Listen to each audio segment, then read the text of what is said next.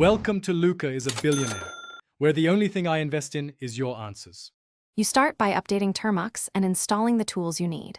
Run pkg update and pkg upgrade, then pkg install Python curl JQ.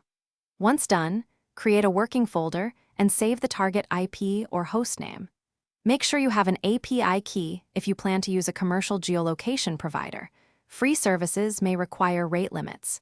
You do this now so all later commands run smoothly without package errors, and you can test connectivity with a simple curl to the geolocation endpoint. Next, you query the geolocation API and parse the JSON. Use curl-s to fetch data and pipe it to JQ to extract city, region, country, latitude, and longitude. Once you see the fields, wrap the call in a shell or Python script that accepts an IP argument and validates HTTP status codes. Make sure to handle rate limit responses by checking headers or error fields and include retries with small delays. This keeps the process repeatable and lets you automate lookups from Termux reliably. To finish, output parsed fields into a CSV or JSON file with timestamps so you can audit lookups later.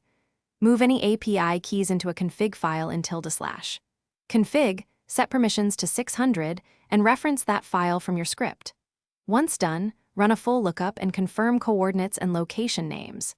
If something goes wrong, test basic network access with ping, check API quota or key validity, and inspect the returned error JSON.